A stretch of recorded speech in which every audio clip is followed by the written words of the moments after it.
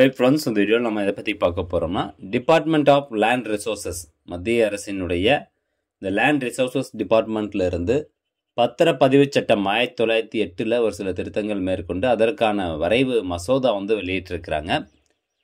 இந்த வரைவு மசோதாவில் சொத்து பத்திரங்களினுடைய பதிவு சம்மந்தமாக நிறைய ஒரு சேஞ்சஸ் கொண்டு வந்திருக்காங்க. அதை பற்றின தகவல் தான் இந்த வீடியோவில் பார்க்க போகிறோம். ஸோ ஃபஸ்ட்டு இது சம்மந்தமாக செய்தி வெளியிட்டிருந்தாங்க. Ministry of rural development, department of land resources invite suggestions on draft the registration bill 2025 from public within a period of 30 days அப்படின்னு சொல்லியிருக்காங்க. அதாவது தற்போது பார்த்தீங்கன்னா அந்த வரைவு பத்திரப்பதிவு மசோதா 2025 வெளியிட்டிருக்கிறாங்க. அந்த வரைவு பத்திரப்பதிவு மசோதாவில் வேறு ஏதேனும் சஜஷன்ஸ் பொதுமக்கள்கிட்ட இருக்குது, அல்லது நீங்கள் எதுனா ஒரு திருத்தங்கள் பண்ணணும்னு சொல்கிறீங்க, அல்லது இது இப்படி பண்ணக்கூடாதுன்னு சொல்கிறீங்க அப்படின்னா அதற்கான சஜஷன்ஸ் 30 நாட்களுக்குள்ளார அவங்களுக்கு ரீச் ஆகணும். அது சம்மந்தமான ஒரு செய்தி வெளியீடு தான் இது. இப்போது இந்த வரைவு மசோதாவில் முக்கியமாக நிறையா விஷயங்கள் இருக்குது. உதாரணத்துக்கு பார்த்தீங்கன்னா பத்திரப்பதிவு பண்ணும்போது கண்டிப்பாக ஆதார் கார்டு கேட்குறாங்க இல்லையா? ஸோ ஆதார் கார்டு இல்லாமலேயும் நீங்கள் பத்திரப்பதிவு பண்ணலாம். ஸோ அப்படி இருக்கப்போ எந்த மாதிரியான ஆவணங்கள்லாம் நீங்கள் கொடுக்குற மாதிரி இருக்கும். அதே மாதிரி பதிவு சட்டம் 1908 கொண்டு ஆல்ரெடி ஒரு 100 வருஷத்துக்கு மேலே ஆச்சு. ஸோ அதில் ஒரு சில திருத்தங்கள் கொண்டு வந்திருக்காங்க. அதுவும் நம்ம இப்போ பார்க்க போகிறோம். ஸோ இதான் செய்தி வெளியீடு. இதற்கான PDF லிங்க் டிஸ்கிரிப்ஷனில் கொடுத்துட்றேன். அதே மாதிரி டிபார்ட்மெண்ட் ஆஃப் லேண்ட் ரிசோர்ஸஸ் அப்படிங்கிற ஒரு வெப்சைட் இருக்குது, DOLR. ஸோ இதில் போனீங்கன்னா ஆக்ட்ஸ் ரூல்ஸ் அண்ட் பாலிசிஸ் அப்படின்னு இருக்கும். அது கீழே வந்தீங்கன்னா இந்த இடத்துல பாருங்கள், ஃபஸ்ட்டே கொடுத்துருப்பாங்க department of land resources ministry of rural development invite suggestion on draft copy இருக்குது. த ரெஜிஸ்ட்ரேஷன் பில் 2025 அப்படின்னா பதிவு மசோதா, பத்திரப்பதிவு மசோதா அப்படின்னு சொல்லுவாங்க. ஸோ இந்த டிராஃப்ட் காப்பி நீங்கள் பார்க்கணும் அப்படின்னா இந்த டவுன்லோட் அப்படிங்கிற ஆப்ஷனை கிளிக் பண்ணுங்கள். உங்களுக்கு கம்ப்ளீட் டீட்டெயில்ஸ் இதில் ஓப்பன் ஆயிரும். ஸோ இதுதான் 1908 பதிவு சட்டம் கீழே வருது பாருங்கள், ரெஜிஸ்ட்ரேஷன் பில் சட்ட மசோதா. ஸோ இந்த மசோதாவில் எந்த மாதிரியான சேஞ்சஸ்லாம் கொண்டு வந்திருக்காங்க அப்படிங்கிறது ஒவ்வொரு பேஜ்லேயும் நிறையா இருக்குது. ஸோ அதெல்லாம் நீங்கள் பொறுமையாக படித்து பார்க்கணும்னு நினச்சிங்கன்னா இந்த PDF ஃபைலுக்கான லிங்க் கொடுத்துட்றேன், அதையும் நீங்கள் படித்து பார்த்துக்கோங்க.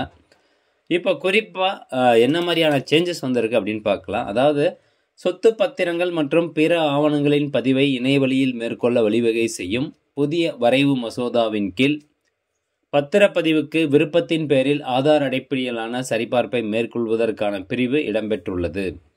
இந்த புதிய பத்திரப்பதிவு மசோதாவில் பார்த்தீங்கன்னா ஆதார் கார்டு கொடுத்து பதிவு பண்ணுறது விருப்பத்தின் பேரில் ஆதார் கார்டு கொடுத்து பதிவு பண்ணிக்கலாம். சப்போஸ் நான் ஆதார் கார்டு கொடுக்க மாட்டேன் அப்படின்னு நினச்சிங்கன்னா நீங்கள் வேறு ஏதேனும் ஒரு ஆவணம் கொடுத்து பத்திரப்பதிவு பண்ணிக்கலாம் அப்படிங்கிறதுக்கான ஒரு ஆப்ஷன் கொண்டு வந்திருக்கோம் அப்படின்னு சொல்கிறாங்க. ரெண்டாவதாக ஆதார் எண் இல்லாதவர்கள் அல்லது ஆதாரை பயன்படுத்த விரும்பாதவர்களுக்கு மாற்று சரிபார்ப்பு வழிமுறைகளும் இடம்பெற்றுள்ளன. 117 ஆண்டுகள் பழமை வாய்ந்த பதிவு சட்டம் 1908க்கு மாற்றான புதிய வரைவு மசோதா 2025 மத்திய ஊரக மேம்பாட்டு அமைச்சகத்தின் நில வளங்கள் துறை தயாரித்துள்ளது.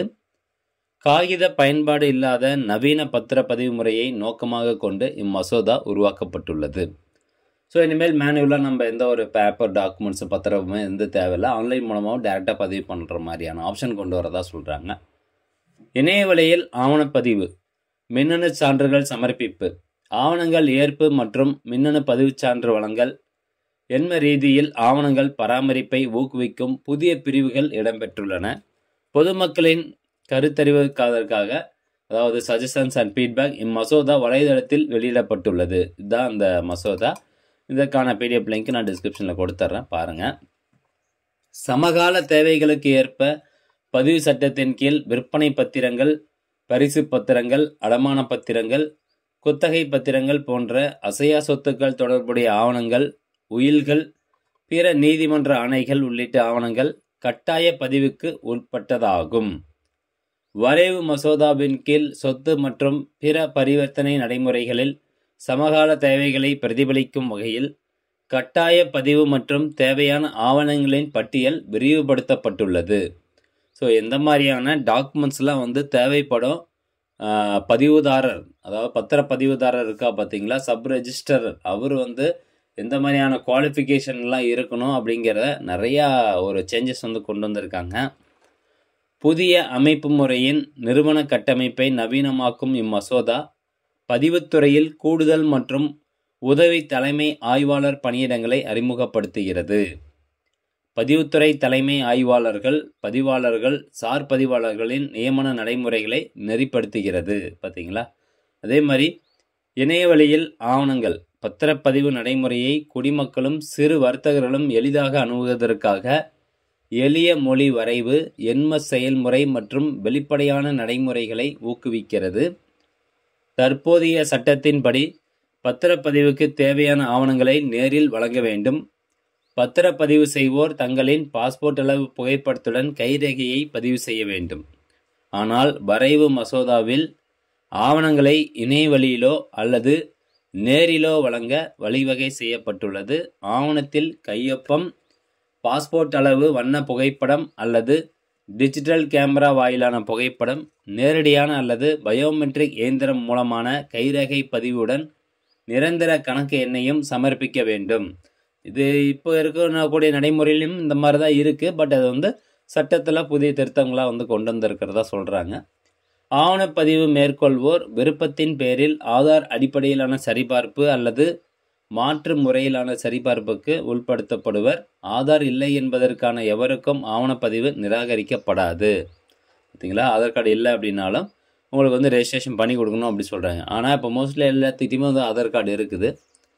அதே மாதிரி மோசடிகளை தடுக்க பத்திரப்பதிவுக்கு இணைய வழியில் ஆவணங்களை வழங்குபவர்களுக்கு பதிவுச் சான்றிதழ் அளிக்கும் முன்பாக தேவைப்பட்டால் பதிவுத்துறை அதிகாரி முன் நேரில் ஆஜராக அழைப்பு விடுக்கும் பிரிவும் வரைவு மசோதாவில் இடம்பெற்றுள்ளது. மோசடிகளை தடுப்பதே இப்பிரிவின் நோக்கமாகும். பத்திரப்பதிவுக்கு இணைய வழியில் ஆவணங்களை வழங்குபவர்களுக்கு பதிவுச் சான்றிதழ் அளிக்கும் முன்பாக அந்த டாக்குமெண்ட்ஸ் கொடுக்கணும். பத்திரப்பதிவு பத்திரம் கொடுக்கறதுக்கு முன்பாக தேவைப்பட்டால் சார் பதிவாளர் நேரடியாக அழைச்சி அவங்கள வெரிஃபிகேஷன் பண்ணிட்டு அதுக்கப்புறம் கூட பத்திரப்பதிவு பண்ணி கொடுக்கலாம் அப்படின்னு சொல்லியிருக்கிறாங்க. மோசடிகளை தடுப்பதற்காக.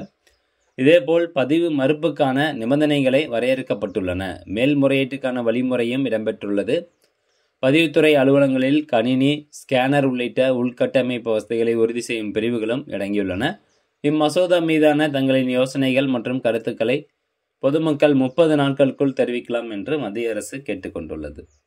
ஸோ இதான் பதிவு மறுப்புக்கான நிபந்தனைகள் வரையறுக்கப்பட்டிருக்குது. இப்போ ஒரு சார் பதிவாளர் நம்ம பத்திரப்பதிவு மறுக்கிறாரு அப்படின்னா அது என்னென்ன காரணங்களுக்காக நீங்கள் பத்திரப்பதிவு மறுக்கலாம். அதே மாதிரி நீங்கள் பத்திரப்பதிவு மறுக்கிறாரு அப்படின்னா அதுக்குண்டான விவரங்கள் தெளிவாக குறிப்பிடணும் அப்படிங்கிறதுக்கான ஒரு சில கரெக்ஷன்ஸும் பாருங்கன்னா உங்களுக்கு இந்த மசோதாவில் இருக்குது. ஸோ இதில் 1 by 1 பாயிண்ட்டாக என்னென்ன சொல்லியிருக்காங்க அப்படிங்கிறது தெளிவாக நம்ம அடுத்தடுத்து பார்க்கலாம். ஃபஸ்ட்டு இன்ஃபர்மேஷனாக அதை நீங்கள் தெரிஞ்சுக்கோங்க. இந்த வீடியோ கண்டிப்பாக உங்களுக்கு பயனுள்ளதாக இருக்கும் அப்படின்னு நினைக்கிறேன். மீண்டும் அடுத்த ஒரு நல்ல பதிவில் சந்திக்கலாம். நன்றி, வணக்கம்.